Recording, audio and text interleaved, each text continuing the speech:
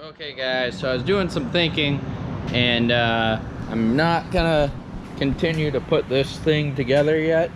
I'm going to start tearing this engine apart because I only have the one engine stand, and I was gonna buy another engine stand, but I don't see the point in buying another one because I'm probably only gonna need one engine stand in the near future anyway. So I'm gonna start ripping this guy apart, and then I can pull it off the engine stand. Hopefully I can get this all ripped apart today. They're really not hard to tear apart.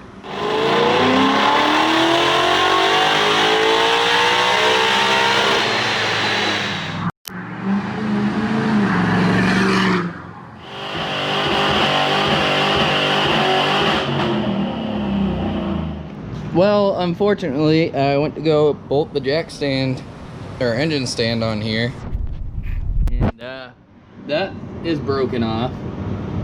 These threads are pulled out, so I have nowhere to put that arm, and that one's a little bit cracked, so it's a little sketchy to put it on there. I really don't want to make a mess pulling the heads right here, but I can. I think the headers are going to be a little bit of a pain to pull off with the K-member right there, but I might be able to drop the K-member in place. So I think I'm going to actually just pull most of this engine apart right here, because that's really my only option. So yeah, that's going to be it, because I'm not going to break my ankle or something with this thing falling off the engine stand. So oh well.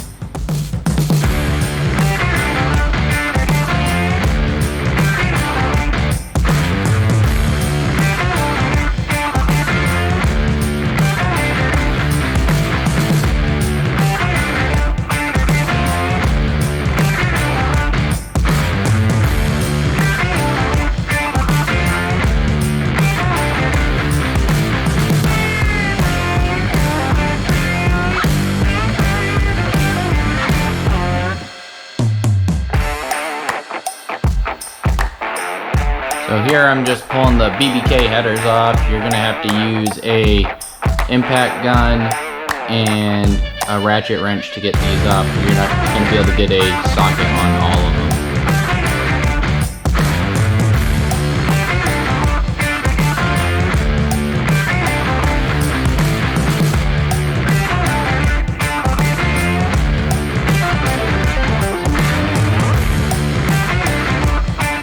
Well, now that the headers are all off, I can take a look at this thing and figure out where the coolant is coming from. You can even see it. That's like brand new, just been sitting on this crate right here because I moved it up. Get the headers off.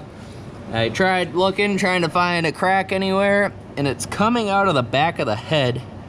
Well, not the back of the head, where the head meets the block, because you can see the puddle dripping right there. And that's running. I don't know if I can get you really up there. That's running right out of the back of the cylinder head where it meets the block. So I'm guessing it's cracked in there. I did look. You guys can see there's a crack there. You can kind of see it. It's not the best. There it is. Yep. So there's a crack on this ear right here. That runs all the way through. The other ear is completely broken off. That fell off when I took the bell housing off. The only thing I noticed with the clutch is there's more fraying on the outside disc, the very outside of the outside disc. So it does seem like it's still like throwing the input shaft or throwing the disc out. So I don't know if it's probably the clutch. I'll probably pull this thing apart. All the bearings will be fine because it didn't knock or anything. I can't like wiggle anything. Everything seems tight, but I am gonna pull this completely apart.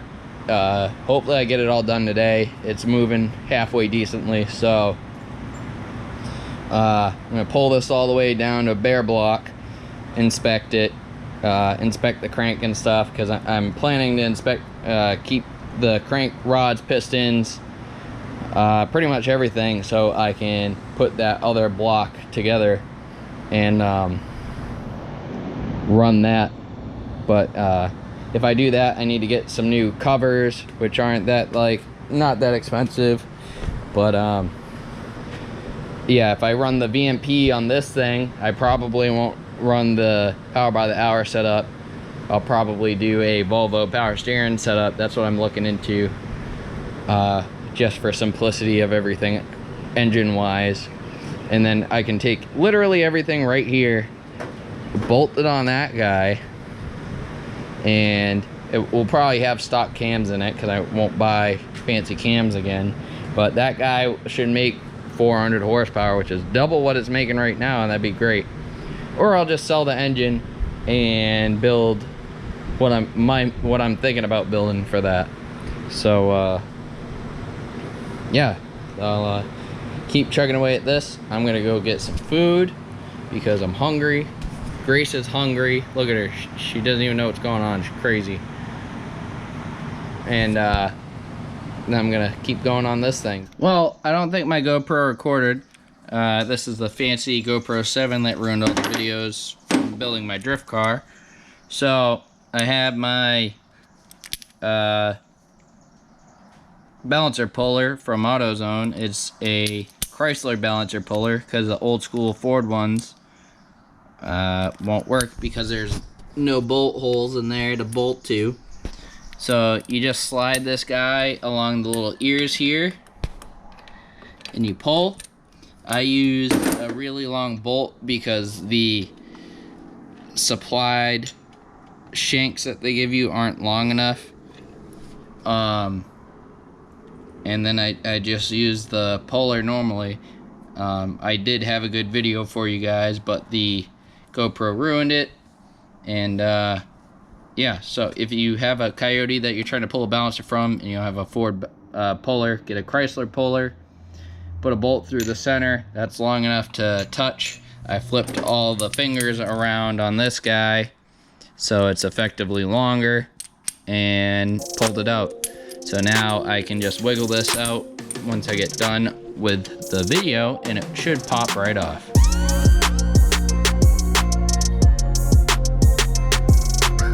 Balancer comes right off with ease.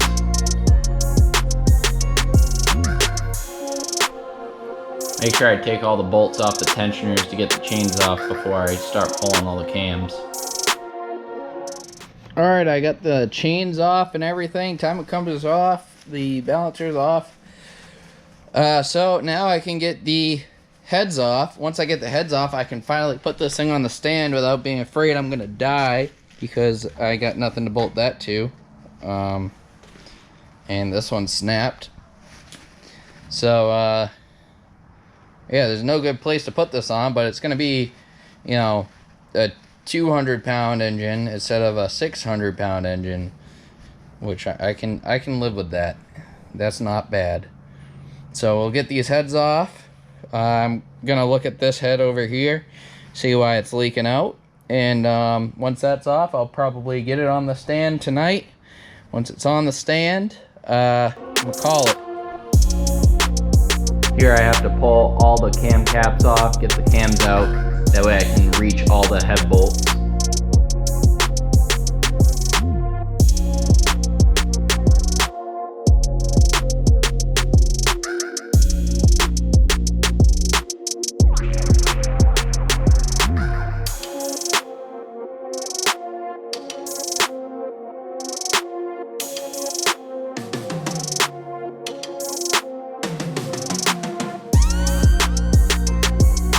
Once all the head bolts are out, the head just lifts right off.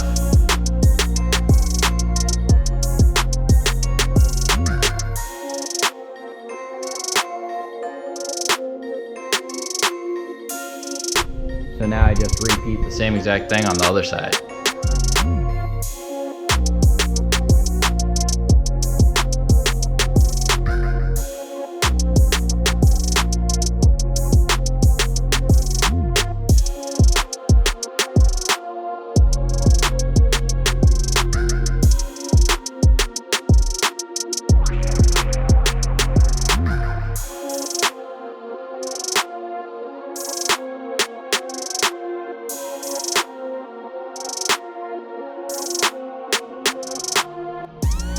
right, well, good end of the night. Definitely didn't make a mess tonight. Shop's real clean, ready to, you know, pack it up. Don't gotta worry about picking up tomorrow. Anyways, so heads are all off. I pulled this gasket to try to figure out what was going on, because the gasket looked fine. I mean, it's got like whatever that is. That was just like a hair or something.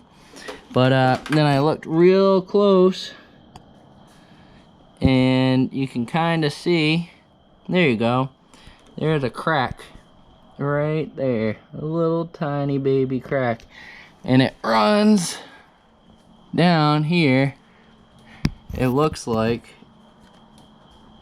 to the edge. You can't really see it, it's hard, right there. So that's where she was leaking from, a little baby tiny crack, which is kind of insane to think that it started to crack all the way up here because of the vibration. That shit just really destroyed all of this. But good thing is the cylinders all look fine. So all the pistons look great, cylinders look good. I haven't really like looked into it too far in depth, but everything in the engine should be able to be saved. I gotta just put everything in the new engine, but I do have to still pull the bottom end to make sure that nothing in the bottom end's messed up. So I'll worry about that tomorrow. I get to tip the motor over and make a huge mess. Hopefully I can catch at least some of it in the pan. Probably not, but yeah, it's late, I'm tired, done for the day. Most everything on the ground is coolant, so it's not that big of a deal. And yeah, so I'll clean up tomorrow morning before I get started and then make another giant mess. So once again, if you like what you saw, make sure you subscribe, comment, hit the little bell so you get alerts when I make new videos. Don't worry, there'll be plenty of them. And stay safe out there.